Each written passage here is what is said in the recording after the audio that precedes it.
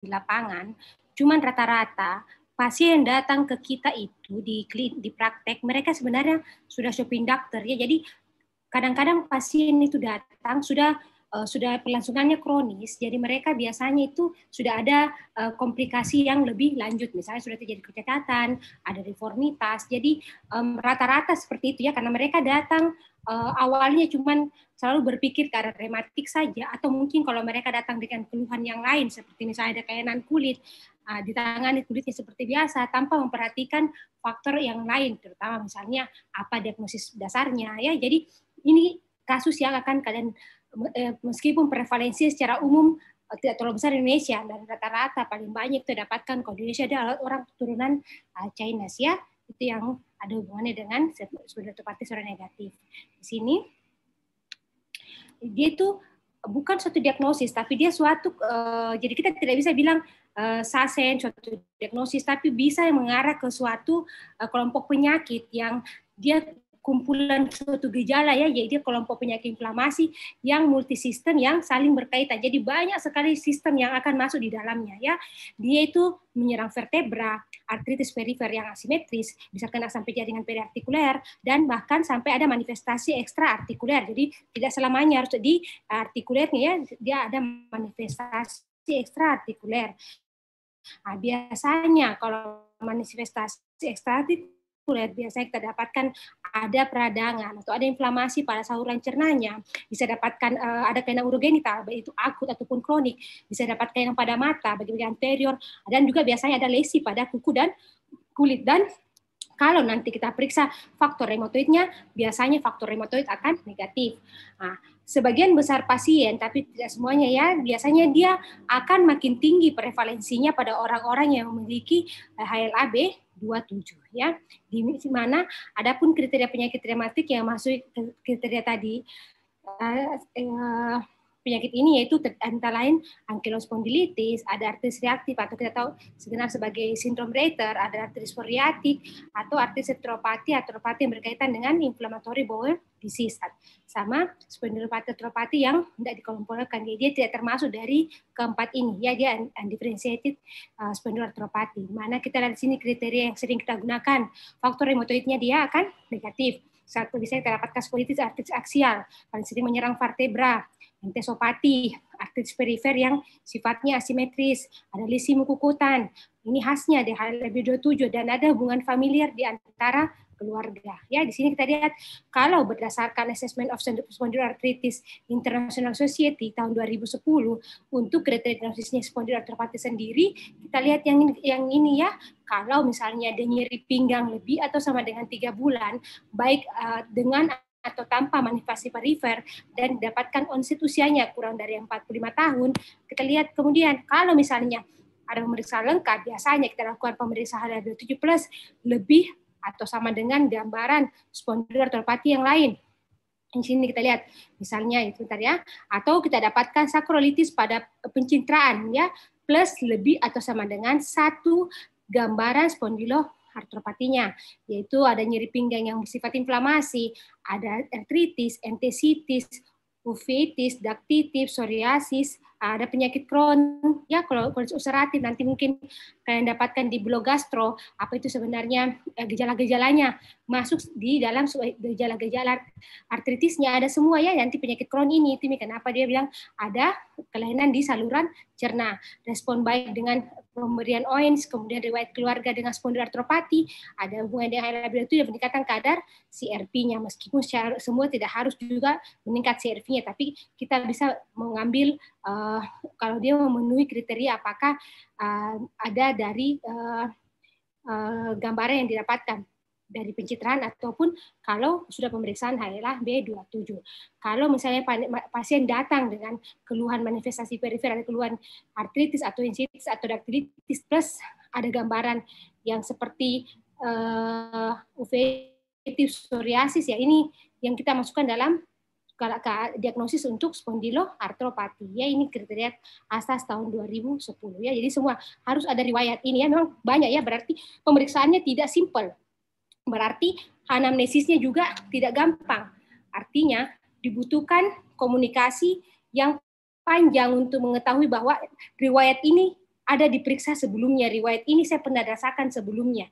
Ya, artinya mereka pernah berobat ke dokter lain. Mereka contoh bilang, saya pernah ke dokter reuma, dibilangnya saya ada masalah ekor terkulit, saya bilang psoriasis, kelainan mata, saya dibilang uveitis. Jadi mereka sebelumnya ada riwayat ini dan datang berobat ke kita. Ya, jadi ada riwayat semuanya. Bukan karena kalau kita secara mau di verifer atau kalian di puskesmas untuk lihat diagnosis ini kadang-kadang susah. Ya, cuma kalian bisa nanti gambarnya secara umum. Ya.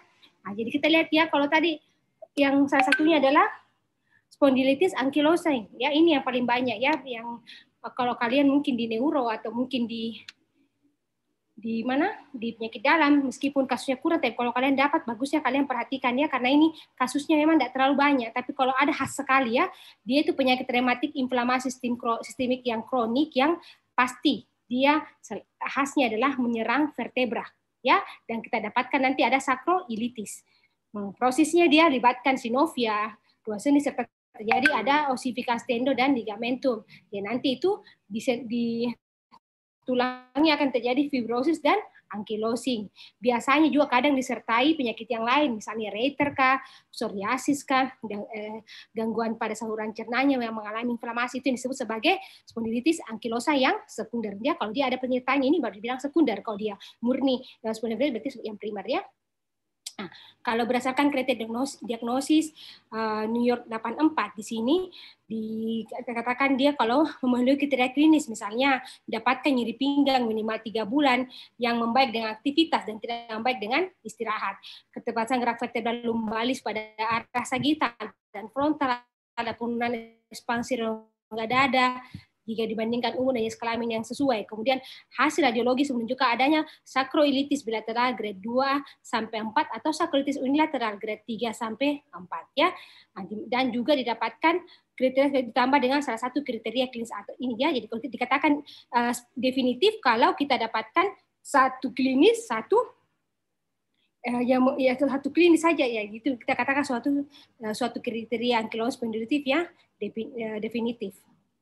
Gambaran klinisnya biasanya pasien-pasien mengalami ankylosing spondylosis ini sendiri lebih sering ditemukan pada laki-laki dibandingkan wanita. Perbandingannya 3:1 biasanya kita dapatkan itu pada akhir usia remaja atau permulaan usia dewasa. Manifestasinya paling sering skeletal dan ekstraskeletal. Manifestasi skeletalnya biasanya kita akan low back pain, dia ada kaku lebih 3 bulan, sama seperti yang tadi ya, berkurang secara beraktivitas. Biasanya pergerakan terbatas vertebra lumbar pada bidang sagital dan frontal. Yang tadi yang kriteria klinis kalian lihat ya, kalau misalnya kita dapatkan manifestasi ekstraskeletal, bisa juga ya, misalnya pada mata, jantung, paru-paru dalam hal ini fibrosis, ada sindrom Cauda-Equina dan amyloidosis. Pemfisnya biasanya kita lakukan pemeriksaan uji sober, biasanya pemeriksaan laterofleksi, hiperekstensi, anterofleksi, dan rotasi ya. Uji sober kita lihat di sini bagaimana. Sebelumnya kita lihat dulu kalau pemeriksaan radiologisnya secara gambaran klinisnya kita lihat tadi semua memenuhi kriteria. Biasanya pada pemeriksaan radiologis kita dapatkan hasil yang namanya ada bambus spine. Biasanya di sini ada pembentukan tulang baru, osteofis, jadi dia saling menyambung, jadi dia tidak ada celahnya ya, itu makanya sakit, makanya dia kaku untuk bergerak. Ya kita sebut sebagai istilah bambus spine ya. Di sini kita lihat. Jadi nanti itu kan untuk pemeriksaan fisisnya kayak lakukan uji sober test, di sini kita akan memberi titik pada vertebranya ya kan, tadi dia masalahnya pada daerah vertebra, kita kasih titik.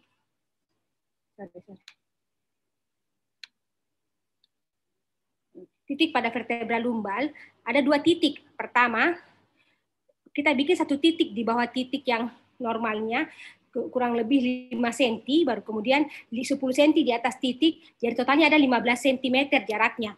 Terus pasien kakinya itu lurus ke bawah, kemudian pasien disuruh untuk memegang kedua kakinya, yang telapak kakinya. Kalau memang tidak sampai, biasanya kalau ternyata jarak pengukurannya tidak sampai lewati 5 cm, itu kita katakan uji sobernya positif. Ya, kita lihat gambarnya.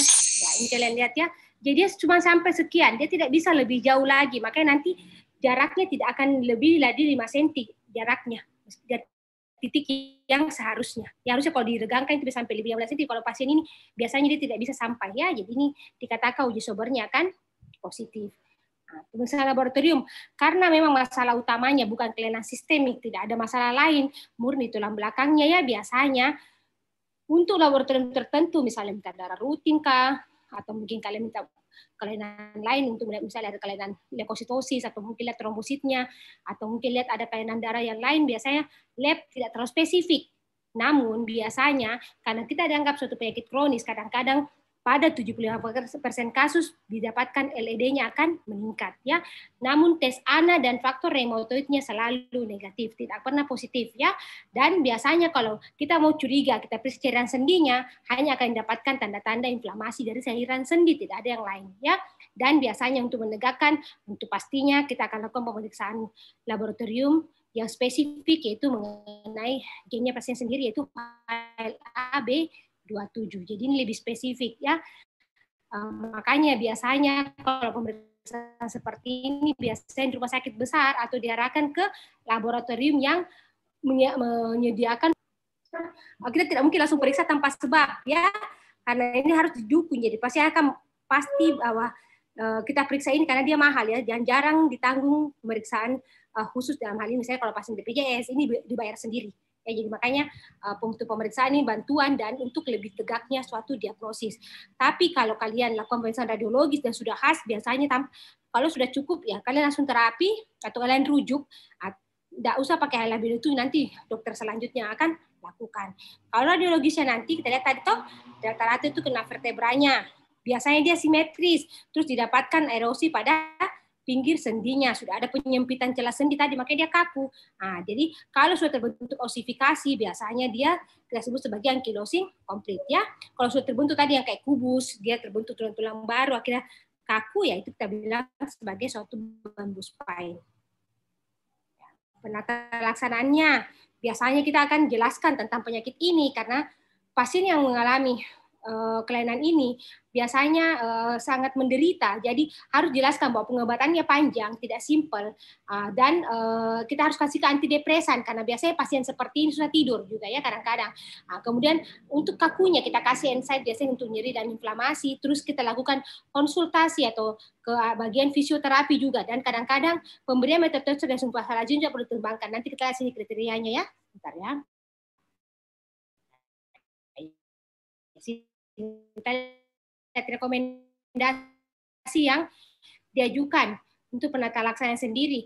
Setiap kasus dengan nyeri pinggang bawah, inflamasi atau keterbatasan gerak vertebra lumbal atau penurunan kemampuan ekspansi dada, ya sesuai dengan tadi modifikasi New York tahun 84, harus kita curigai sebagai suatu ankylosing spondilitis ya, ingat ya, kalau dia sudah ada gangguan gerak sendinya terutama daerah kita modifikasi New York 84 ya, kita sudah arahkan dia ke arah ankylosing spondilitis. Nah, biasanya pasien ini kalau di awal datang kita usulkan itu kita foto saja kah, foto polos, kita USG tulang atau kita MRI, terutama kalau daerah yang betul-betul terlibat di dalamnya, terutama dan MRI kan juga lebih bagus ya, kurang radiasinya ya, jadi dia kan kita lihat bagaimana tulang belakangnya, sendi sakura, jadi dia mencakup semuanya. Ini saya bilang tadi pemeriksaan LED meskipun tidak spesifik, CRP juga tidak spesifik, tapi beberapa kasus LED akan meningkat ya. Dan kalau dia meningkat itu bisa kita bilang lebih spesifik bahwa dia untuk membantu kita dalam menegakkan menegakkan diagnosis, serta kita tahu bahwa ini berlangsungannya sudah lama. Karena kalau kalian lihat nilai LED yang normal itu biasanya tidak lebih dari 10. Biasanya pasien-pasien ini biasa sampai 20 ya, dia akan meningkat. Pemeriksaan HLA-B27 digunakan untuk membantu menegakkan diagnosis, tapi tidak direkomendasikan dilakukan secara rutin karena tadi banyak faktor yang agak susah kita lakukan ya, karena kadang-kadang mereka datang itu dananya tidak ada atau mungkin sudah bisa tegak dengan klinis dan radiologis, ya tanpa HLA-B27 pun kita tidak perlu, kalau mungkin kecuali untuk mungkin hal-hal tertentu, ada orang tertentu dia mau lebih spesifik, mau tahu atau mungkin lagi penelitian, itu kita lakukan. Ya, secara umum hanya untuk tidak dilakukan secara rutin. Penelaksanaannya dia kita lihat manifestasi yang muncul saat itu, bagaimana aktivitas penyakitnya, bagaimana gangguan struktur dan fungsinya, serta bagaimana keadaan pasien dan harapan pasien. Nanti bagaimana kualitas hidup dari pasien. Ini yang kalian harus perhatikan semua. ya. Nah, nanti penata laksana selanjutnya apa? Mencakup terapi farmakologis dan non farmakologis. Selalu kalau kalian mengobati pasien, jangan lupa kalian selalu ingatkan bahwa untuk suatu terapi sebaiknya ada non farmakologisnya dan farmakologisnya saling terkait. Di mana kalau untuk non farmakologisnya biasanya kita lakukan edukasi bahwa ini penyakitnya panjang, agak susah pengobatannya, mungkin akan mengganggu aktivitasnya selanjutnya. Tapi pasien harus lebih tenang karena kalau makin dia takut, makin susah bergerak, makanya dia malas untuk tidak mau lakukan aktivitas fisik. Nah, jadi latihan fisik ini secara teratur dalam arti kita ajukan, kita konsul ke fisioterapi, nanti ada latihan khusus yang akan diajarkan kepada pasien. Dan bahkan biasanya untuk terapi non farmakologis biasanya ada pembentukan kelompok diskusi penderita. Jadi nanti masing-masing mereka saling diskusi, ada yang membaik, jadi juga memotivasi pasien untuk lebih semangat dalam menghadapi penyakit. Jadi mereka tidak terlalu stres ya. Nah, kita kasih ONS pilihan pertama untuk atasi rasa kaku dan nyerinya. Kadang-kadang juga kombinasi ya, kalau berat sekali nyerinya kita kasih tramadol, kasih acetaminophen, itu kalau amat sangat berat ya. Makanya itu kalau tramadol itu pemberian terapinya harus dengan resep dokter ya. Jadi memang nanti sangat berat baru kita kombinasi. Kemudian steroid biasanya untuk kalau ada inflamasi lokal kita kasih suntikan. Yang biasa lakukan biasanya kalau bukan ortopedi, ahli rematiknya yang bikin ya. Jadi ini kadang-kadang dibutuhkan kalau memang sangat kaku dan inflamasi itu spesifik sekali lokal, posisinya kita ajukan untuk dilakukan injeksi steroid lokal ya. Kalau yang sudah tadi DMARD, misalnya methotrexate sama sulfasalazin, ternyata dia tidak terbukti bermanfaatnya, makanya dan tadi tidak terlalu direkomendasikan ya, kecuali mungkin sulfasalazin. Kadang-kadang biasa kalau disertai dengan artritis verifer, biasanya direkomendasikan ya. Sementara ada juga agen biologik yang direkomendasikan oleh IRA, yaitu golongan anti TNF alfa. Biasanya pasien ini yang kita berikan kalau memang dia aktivitas penyakitnya itu yang mulai berat dan menetap, sama dia misalnya tidak respon terhadap obat-obatan, misalnya dikasih ONS tidak bermanfaat, jadi kita kasih tambahan misalnya agen biologi. Kalau kita usulkan ke bedah, biasanya kita lakukan total hip arthroplasty, dipertimbangkan pada pasien yang nyerinya refraktor, asisten kerusakan struktur yang dapat dilihat secara radiologis. Jadi ada penilaiannya ya untuk mengatakan bahwa kelainan kerusakan strukturalnya itu sangat berat ya dengan dari radiologis ya, bukan cuma dari PMV saja.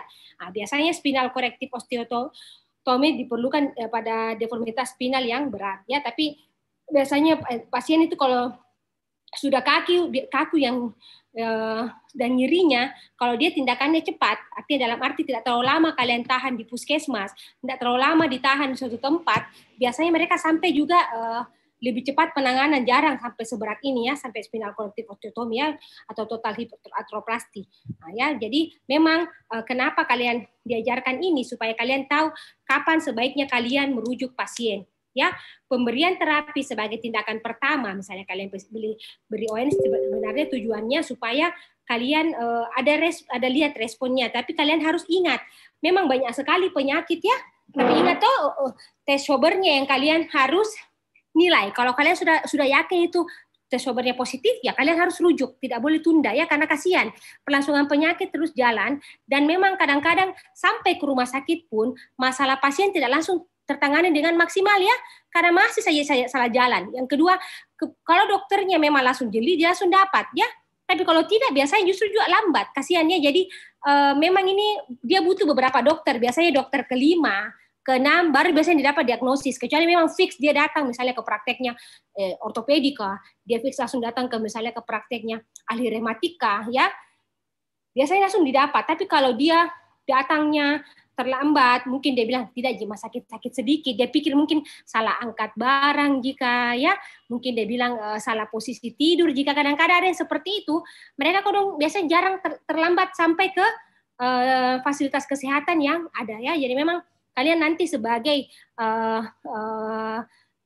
vaskes utama itu yang menentukan bagaimana pasien ya, apakah kalian rujuk atau kalian terapi dulu sambil dipantau ya, karena jangan juga terlalu terpengaruh kalau kalian ragu-ragu pemeriksaannya ya, dalam arti Schobernya tidak ada tanda ke arah sana, anamnesis juga tidak terlalu mengarah ke sana. Gejala klinis tadi yang kalian lihat ya, ya sudahlah, kalian mungkin dia cuma nyeri tulang belakang, mungkin otot saja ya. Jadi memang kalian harus betul-betul jeli sebagai dokter umum. Kemudian selanjutnya ada sindroma Reiter, yang bagian tadi yang termasuk neuropati ini ya. Dia sebetulnya sebagai bagian dari artritis reaktif. Dia pertama kali dikoordinasikan oleh Hans Reiter tahun 16. Dia suatu kasus artritis yang disertai dengan uretritis non-gonokokal dan konjungtivitis. Oleh Bauer dan Engelmann dia menyebut sebagai sindrom Reiter. Tahun 73 temukan ternyata dia ada hubungannya dengan HLA-B27. Biasanya ini sebenarnya sindrom Reiter, dia itu berasal dari infeksi yang ada di tempat yang sebelumnya ya. Jadi dia itu inflamasi sendistel yang timbul setelah infeksi tempat jauh. Ya, jadi ada infeksi, setelah infeksi itu terjadi baru muncul gejalanya. Gejala artritisnya ya. Jadi dia sifatnya sistemik dan manifestasi ekstra artikuler ya. Dan juga biasanya ini dia itu lebih peka terhadap Chlamydia trachomatis, saluran kemih, Salmonella, Shigella, Yersinia, sama Campylobacter saluran cerna ya. Jadi biasanya untuk diagnosisnya kita identifikasi di sinovia dari pasien, sinoviumnya pasien ya. Jadi ini sindrom Reiter. Biasanya pasien itu dia bilang saya dok, setelah setelah diare sebelumnya, infeksi saluran kemih sebelumnya ya. Makanya biasanya kita dapatkan pada orang-orang yang lebih banyak itu ya.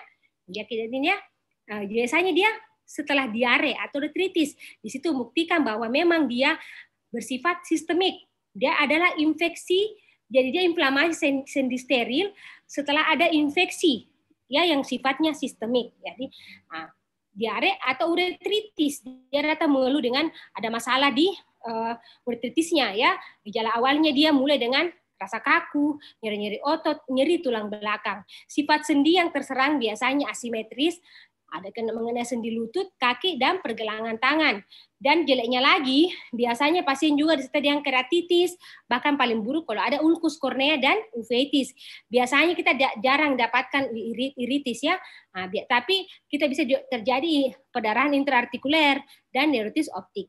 Lesi kulitnya yang karakteristik itu keratoderma blenoragi. Biasanya kita dapat pada telapak tangan, kaki, bahkan menyebar ke seluruh tubuh. Ya, ini gambarnya.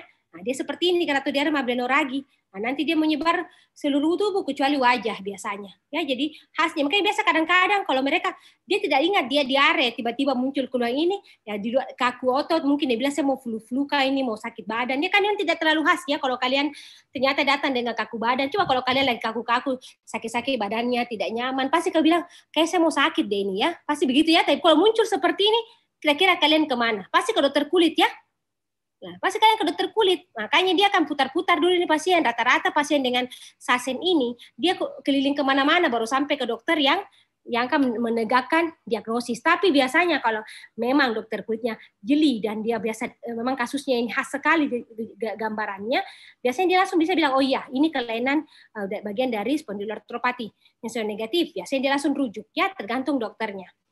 Kemudian biasa juga didapatkan kelainan pada jantung. Jadi dia sistemik, bisa kita dapatkan EKG-nya dia complete heart block, bisa kita dapatkan bunyi adanya friction rap pada perikardiannya, ada perikarditis, miokarditis, bahkan jeleknya bisa terjadi insufisiensi aorta. Nah, uretritis juga biasanya dapat kasalsentri atau hubungan seksual. Pada mata konjungtivitis ada 40% kasus. Kalau beratnya tadi tak ada uveitis akut dan unilateral. Gejala lain tadi meskipun kurang itu ada iritis, hipopion, keratitis, dan ulkus kornea. Biasanya kelainan gastrointestinal, gejala diare ringan, namun keadaan darah atau berkepanjangan. Tunggu dulu ya, saya terima telepon dari rumah sakit.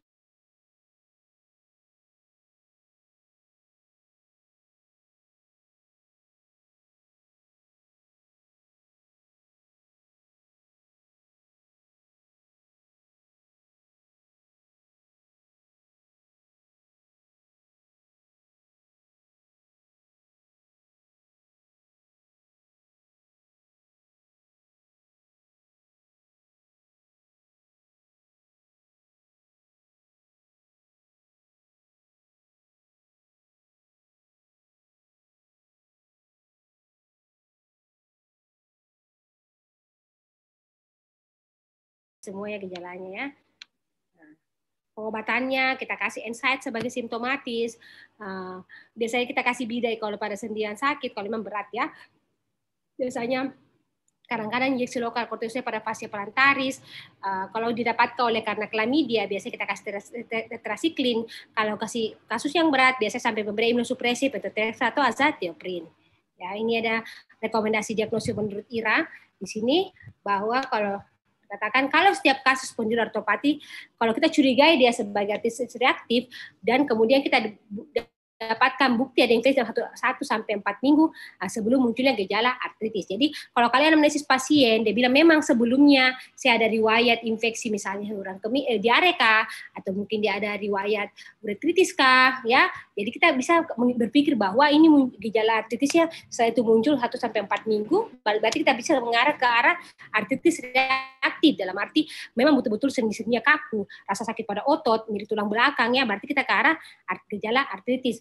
Kalau pemeriksaan kembali tadi LED dan CRP-nya kan tidak spesifik, tapi kalau dia ternyata dia meningkat, itu bisa untuk dikatakan bahwa dia mengarah ke kelainan artritisnya ya, meskipun secara spesifik tidak, karena memang banyak pemeriksaan kalau kalian mulai cuma LED sama CRP itu banyak sekali yang akan meningkat.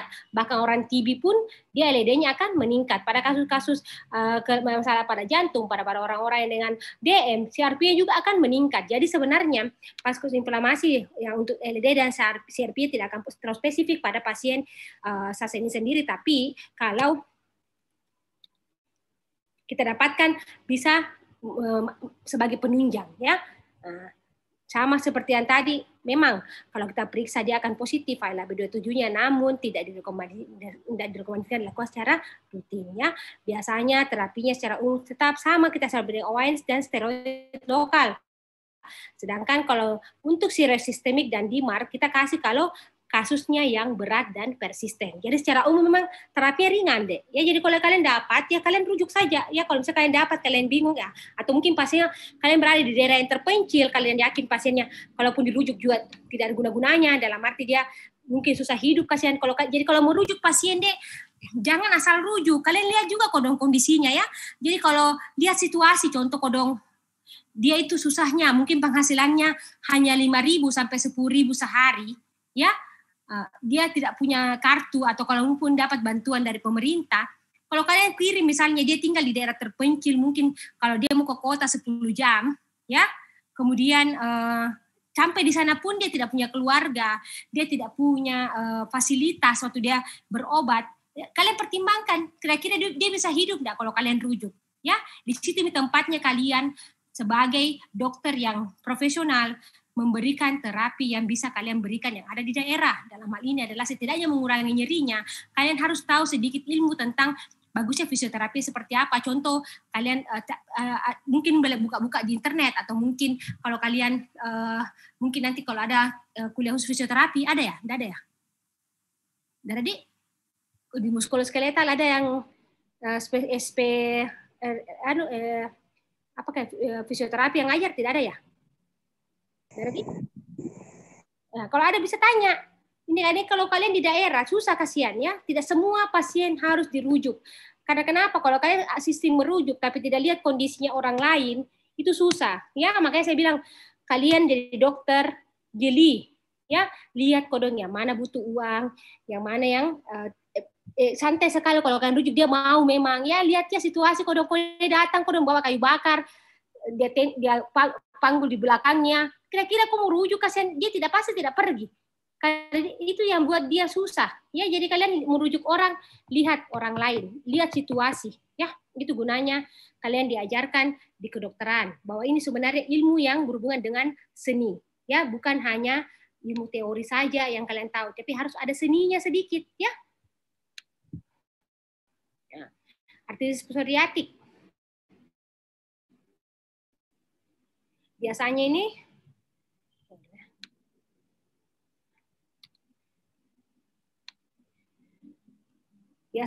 pasien yang mengalami kelainan psoriatik itu disertai dengan artritis inflamasi, baik itu artritis perifer atau sakroilitis dan atau spondilitis ya. Biasanya juga sama seperti yang lain. faktor reumatoidnya akan negatif. Khasnya dia tampak ada ruam-ruam bersisik, onikolisis dan atau oligo dan serta poliartritis yang asimetris ya. Nah, saya kasih gambar dulu ya sebelum kita lanjut. Saya kasih gambar dulu. Nah, seperti ini ya. Nanti kalau kalian lihat pasiennya, dia khas sekali nih kalau kalian lihat di daerah atau mungkin kalian ketemu orang ya. Kadang-kadang kalau laki-laki paling khas di kepalanya. Ya, dia artritis psoriatik. Mereka paling banyak datang ke dokter kulit ya. Bentar ya, saya selesaikan. Jadi itu yang kalian ingat ya, dia khasnya tampak ruang-ruang bersisik. Jadi dia itu betul-betul skuamanya banyak sekali ya. Jadi awalnya dia cuma jadi beda antara dermatitis seboroik ya. Jadi memang kadang-kadang pasien ini selalu berobatnya di dokter kulit. Namun kalau ada kelainan sendinya biasanya spesialis kulit akan merujuk ke ahli penyakit dalam atau ke spesialis reumatologi ya. Pasien biasanya tidak menyadari adanya hubungan antara keluhan artritis dengan bercak-bercak bersisik pada kulit atau ketombe yang berlebihan ya. Jadi lihat, dan nanti kalau kalian di bagian kulit nanti kau akan lihat dermatitis seboroik, ya itu beda sekali. Ini lebih kasar dia ruang-ruangnya, jatuh kotor sekali kodong. Jadi memang kasihan, mereka itu biasanya malu untuk ketemu sama orang lain karena dia beranggapan saya ini kotor ya, itu putih seperti ketombe jatuh-jatuh terus di bajunya mikodong ya. Jadi mereka kadang malu, tapi kalau mereka berobat dengan teratur biasanya hasilnya bagus ya. Nah, jadi biasanya ini karena dia tidak sadar penyakitnya, biasanya dia datanya ke dokter kulit ya, padahal ini sebagai bagian dari penyakit reumatologi. Jadi memang rata-rata semua yang di bagian kulit pun ini beranggapan ya punya saya juga ya, secara langsung pun mereka bisa terapi, mereka injeksi steroid, perbaikan nutrisinya pasien. Jadi memang betul-betul ini penyakit yang selalu salah ke spesialis kulit ya. Biasanya spesies penyakit dipengaruhi faktor imun, genetik dan lingkungan ya. Faktor imun jadi artinya kalau memang sistem imunnya baik biasanya perluasan dari penyakitnya juga lebih minimal ya. Kalau jelek ya susah ya. Sama seperti kalian. Sekarang kan rata-rata tidak bisa dipungkiri orang minum vitamin saat sakit ya. Padahal itu hal yang salah. Kenapa saya bilang harusnya kalian ada sistem imunnya dari awal? Karena sistem imun itu anggap sebagai tentara lah misalnya toh. Jadi kalau kalian bentuk tentara dari dini, artinya kalian minum multivitamin, mineral sebelum sakit, artinya tentaranya sudah dilatih ya sama orang Indonesia toh. Tentaranya kita tetap direkrut toh, tetap ada penerimaan polisi, penerimaan tentara terutama ya, tetap direkrut toh. Padahal kalau dipikir-pikir tidak ada di perang. Mau di apa tuh tentara kira-kira? Bangun rumah kah, bangun jembatan kah? Ya kadang-kadang kita pikirnya begitu nih. Saya juga kadang berpikir apa dia bikin itu tentara disiapkan untuk bangun rumah kapan atau bangun jembatan, tunggu banjir kah dia diutus kah? Ya kadang-kadang kita seperti itu. Tapi kalian tidak bisa pungkiri bahwa kita bentuk tentara, kita latih tentara. Kenapa? Untuk persiapan. Bukan berarti kita mau siap perang, tapi kalau ternyata tiba-tiba kita diserang, tentaranya kita sudah ready. Ya, sama sistem imunnya dalam badan. Siapkan memang nutrisinya, tubuhnya kita bagus, minum vitamin tiap hari, multivitamin tiap hari, minum omega tiap hari. Tujuannya sistem imunnya kita, karena nutrisi yang dari luar tidak cukup ya. Jadi sewaktu misalnya tiba-tiba kalian terserang suatu penyakit ya, tentaranya sudah ready, sudah ada toh, atau negara Indonesia tiba-tiba diserang. Nah, tentaranya sudah siap, bukan baru mau dilatih malam itu. Ya, jadi kalau nanti sakit baru minum obat, kira-kira itu tentara sama dengan baru rekrut penduduk, baru kemudian bilang, kok perang. Kira-kira tuh bisa tidak dia lawan itu di serangan musuh? Susah ya? Ya itu dibilang. Si imun dibentuk bukan saat sakit, tapi dari awal, mulai dari pola makan, nutrisi, ya pola hidup dalam arti bagaimana tidurnya kalian, bagaimana pengolahan stresnya, itu semua dengan imun. Ya, pada pasien-pasien yang mengalami artritis psoriatik, imunnya juga sangat penting. Makanya kalian untuk mengubah mindset-nya, contoh dia bilang, tenang Kina, tidak apa-apa Jini Pak, ya cuman ketombe-ketombe standar saja, satu badan ini kau tidak bisa. Kadang-kadang itu yang dia ubah adalah pola pikir, karena kalau dia stresnya tinggi, imunnya juga akan turun. Ya, makanya kalian jadi dokter, jangan cuma terapi pasien sebagai obat saja, tapi ingat kejiwaannya pasien. Pasien datang itu sudah stres. Ya, kau bayangkan itu deh, kalau kau saja ketombe-ketombe standar, stres mau ketemu, bayangkan dia satu badan. Ya, kasihan. Makanya dia stresnya tinggi. Tapi untungnya lebih banyak pada laki-laki dibandingkan perempuan. Nah, laki-laki saya stres, apalagi perempuan. Ya, aku bisa bayangkan itu stresnya kodong luar biasa. Makanya imunnya pun itu kadang-kadang naik turun, tidak stabil ya. Ya, belum lagi masalah lain dalam hidupnya kita, bukan cuma masalah penyakit. Ya, jadi ini faktor imun, genetik. Ya, kalau kita punya keluarga ya ada hubungannya dengan tadi ya, lebih 7 ya, dengan psoriatik ya, resikonya untuk mungkin terkena ya besar sekali. Ya, faktor lingkungan, banyak hal-hal yang mempengaruhi sehingga yang lebih mudah, sudah ada faktor genetik plus lingkungan plus imun yang buruk ya, dia lebih mudah keluar mungkin itu keluhan yang ada ya. Biasanya ini faktor imun ada peningkatan serum IgG dan IgA. Nah, itu kemudian genetik dihubungkan dengan HLA B27. Nah, biasanya kalau kita bilang faktor lingkungan ada hubungan dengan infeksi atau mungkin trauma fisik yang secara tidak langsung terpapar terus menerus ya. Jadi ini saling terhubung semua ya. Jadi tadi kalau menurut klasifikasi Classification for Psychiatric Psoriatic Arthritis 2006, kriterianya untuk artritis psoriasis sendiri, kalau misalnya kita dapatkan nyeri sendi atau pinggang, ada intensisi inflamasi ditambah 3 dari 5 hal berikut. Misalnya, bukti adanya psoriasis, distrofi kuku psoriasis, faktor reumatoid negatif, ada daktilitis, gambar radiologi spesifik. Ini kita anggap sudah 91,4% untuk sensitivitasnya dan spesifisitasnya itu 98,7%. Ya. Ini yang penjelasannya tadi. Bukti ada yang psoriasis. Nggak bisa ya.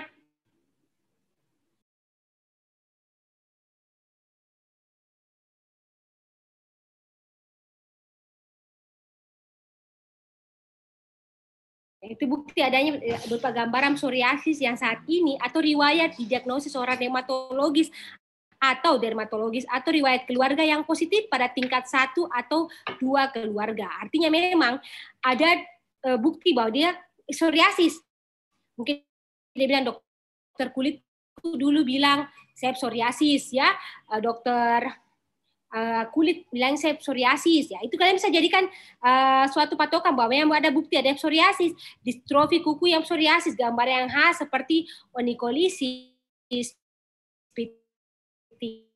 nail, ataupun ada hiperkeratosis yang dapat diperiksa saat pasien datang. Ini susah kita kadang-kadang deteksi, tapi kalau kita lakukan pemeriksaan 3 ini saja atau 5 sudah memenuhi kriteria ya. Daktilitis, gambaran saat ini atau riwayat pembengkakan pada jari-jari. Gambaran dosis spesifik berupa juxtaarticular newborn formation atau ossification pada foto ronsen tangan ataupun kaki. Ya, jadi ini kita lihat semua ya, gangguan pada kukunya ya, di rambutnya seperti ini. Ya, jadi dia beda sama dermatitis seboroik. Seboroik itu lebih ringan ya, hubungan dengan kelenjar-kelenjar rambut, sementara dia satu badan ya, sampai tangannya, kaki, punggungnya, belakang, pokoknya seluruh badannya itu bermasalah sampai dia nyeri sendi amat sangat sendiri ya, daerah lutut.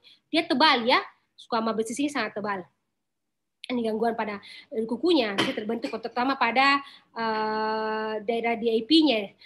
Biasa terbentuk telekospin digital. Ya. Ini daktilitis. Ingat tadi itu ya semua kriteria yang kita lihat di sini sudah bisa kalian diagnosis dia sebagai artritis psoriatik ya. Kalau misalnya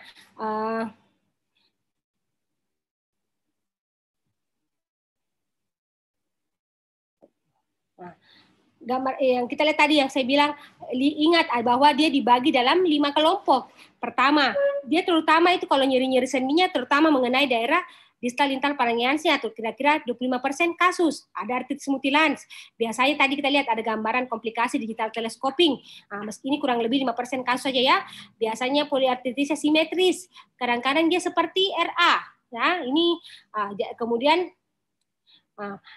dia kalau dia asimetris, dia kenanya PAP atau MTP-nya. Kira-kira 70% kasus ini kita dapatkan pasien dengan jari sosis ya. Pasien dengan kira-kira 25% kasus kita bedakan dengan RA. Ya, kita lihat di mana sendi-sendi intervalangnya yang terserang ya, lebih sering pada pasien dengan SA. Kalau pada RA tidak. Biasanya juga ada gejala lain yang menyertai. Misalnya ada demam tinggi, adenopati, kelemahan otot, effusi sarung tendon dan ada miopati. Pengobatannya Selain kita kasih kelainan pada kulitnya, kita kasih juga NSAID untuk nyerinya, obat-obat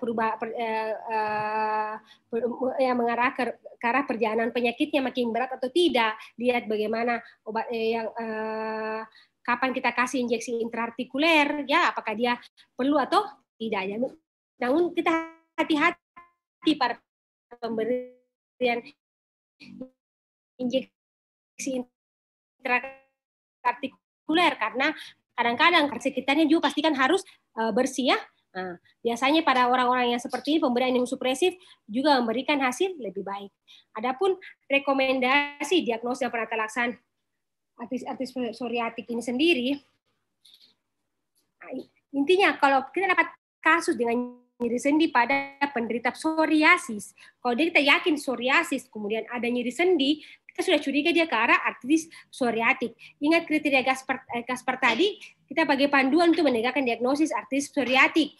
Pemeriksaan penunjang yang diusulkan, foto polos, USG tulang belakang atau mungkin pada daerah-daerah sendi sakroiliakanya. Ya, ingat tadi tidak perlu juga LED dan CRP karena kadang-kadang hasilnya tidak spesifik. Penata laksanaan artritis psoriatik sendiri tergantung dari manifestasi klinisnya, apakah dia berat, ringan atau sedangnya. Biasanya pemberian methotrexate sama siklosporin kita rekomendasikan pada orang-orang dengan manifestasi lokal, misalnya pada kelainan kuku atau kulit maupun dia ada artritis lebih berat, nah, kita kasihkan tambahkan dengan anti TNF alfanya. Ya biasanya ini kalau dia sudah lengkap masalah yang timbul manifestasinya yang khas, sampai ada daktilitis, entesitis, artritis perifer dan aksial ya, makin berat makanya agen biologis itu ada tempatnya. Biasanya ini nanti yang akan berikan adalah spesialis di mana pasien kalian rujuk yang akan memberikannya. Kemudian ada juga artritis yang berhubungan dengan inflamasi intestinal, yaitu colitis ulceratif, penyakit Crohn, ada beberapa untuk disentri basiler, penyakit Whipple, sama sindrom Behcet. Ya, jadi dia akan memberi gejala artritis ya. Di sini mungkin senior kalian sudah ceritakan tentang sindrom Behcet. Kalau yang katanya kalian masih pernah nonton filmnya Janggem? Ada yang pernah nonton filmnya Janggem, film Korea zaman dulu tentang dokter-dokter.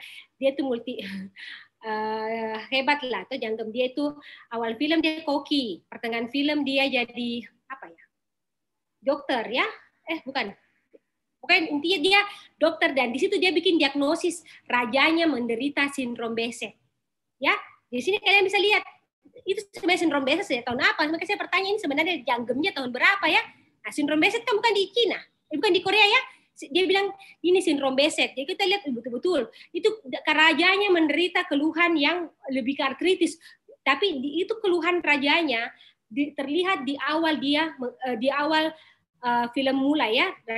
Dia mulai sakit-sakit tulang, sering gangguan saluran intestinal, ada gangguan pada mata, ada bermasalah pada saluran daerah reproduksinya, semua itu bermasalah. Jadi dia saling complicated. Jadi dia mengalami sindrom Behcet. Jadi kalau kalian lihat mungkin banyak sekali istrinya, makanya dia keluhannya di bawah bagian reproduksi yang bermasalah. Tapi di akhir disampaikan bahwa ini sindrom Behcet. Ya, jadi kadang-kadang kalau kalian nonton film, jangan cuma lihat gagahnya, cantiknya, lihat suatu ada penyakit loh yang disebut situ ya. Jadi itu kadang-kadang kita belajar. Jadi nonton juga sih yang film-film tertentu yang bagus ya. Karena mungkin bisa cari-cari lah. Itu sudah lama sih kalau film Janggem ya. Ada yang pernah nonton di sini? Ada? Nah, lihat ya, ingat ya, dia sebutkan sindrom Behcet loh. Saya juga kadang-kadang bingung karena menurut saya agak mirip seperti Reiter syndrome ya. Gejalanya dia ke saluran mata. Cuma biasanya kalau Reiter dia lebih ke arah ada infeksi sebelumnya ya. Kalau Behcet dia tidak, murni autoimun. Ya lain dia autoimun kalau Behcet. Nah, itu bedanya. Kalau Reiter, kalau kita lihat ya, biasanya kalau orang-orang nakal ini biasanya ya, lihat ada yang chlamydia. Ya biasanya itu orang suka jajan di luar biasanya ya. Kalau Reiter itu, meskipun mungkin istrinya kena, tidak ada hubungannya, tapi ada hubungan dengan infeksi ya. Sementara kalau Behcet dia lebih ke arah autoimun ya. Nah, nanti kalau kalian nonton itu bagus ya filmnya. Nah, terus khusus yang penyakit tertentu, misalnya dia kolitis ulceratif, penyakit Crohn biasanya dapatkan artritis enteropatik dan SA. Gambaran desainnya biasa ada artritis sendi, yang sendi perifer, akut, monoartikuler, biasanya sendi besar lututnya yang terkena dan pergelangan kaki. Biasanya kita lihat apa penyakit dasarnya, ya. Namun kalau dia dengan gangguan pada sendinya ada rasa nyeri, biasanya kita kasih NSAID, ya. Namun perhatikan pemberian NSAID, hati-hati pada komplikasi gastrointestinalnya, ya. Jangan sampai dia ada komplikasi dari pemberian terapi NSAID-nya, mungkin pada saluran cerna, entah itu saluran cerna atas ataupun saluran cerna bagian bawah, ya. Jadi ini ada semua hubungannya. Jadi ada kadang-kadang artritis yang berhubungan dengan inflamasi intestinal. Kalau dia artritis enteropatik, rekomendasinya dan diagnosa terapi yang dianjurkan oleh IRA sendiri, yaitu setiap spondyloartropati dapat sebagai artritis enteropatik jika didapatkan bukti adanya kolitis ulceratif atau penyakit Crohn sebelumnya. Ya, jadi ini bagian dari penyakit IBD, ya, irritable bowel disease, ya, inflammatory bowel disease. Jadi dia ada hubungannya dengan penyakit pada saluran cerna, ya. Tulisan penuhnya yang diusulkan fotopolos, dalam ini fotopolos abdomen, kita lakukan USG muskuloskeletal, ya, MRI pada sendi yang terlima, terus tulang dan sendi sakroiliaka, ya. Hampir mirip semua, ya. Nah, penata laksanaannya pun rata-rata hampir mirip. Namun kalau memang dia artritis enteropatik, jangan lupa untuk pengendalian pada IBD-nya, kita kasih sulfasalazin, azathioprine atau agen biologiknya, ya. Nah, pemakaian ONS pada kasus enteropati tidak direkomendasikan karena dia akan memicu kambuhan pada penyakit IBD-nya sendiri, ya. Jadi hati-hati pemberiannya, ya. Jadi memang khusus untuk kalian cukup tahu ini seperti apa, namun kalian harus tahu kapan kalian harus merujuk pasien supaya penanganannya juga lebih dini, ya. Dan memang rata-rata pasien kalau dia sudah saluran cerna, sudah lama perlangsungannya, jangan lupa mengarah ke artritis enteropati, ya. Jadi pemberian obat ini pun hati-hati pada pemberian ONS-nya kalau memang dia dominan. Kalau kalian dia ada gejala-gejala IBD, ya kalian harus pemberian ONS-nya harus hati-hati. Lihat dulu kenapa dia, apa masalahnya, baru kalian rujuk, ya. Tapi kalau saksi yang lain kalian boleh kasih pemberian OS-nya, ya, kalau memang tidak terlalu khas ke arah IBD-nya, ya.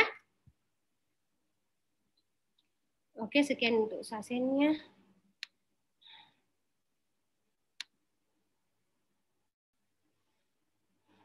Ya, selanjutnya, Dik.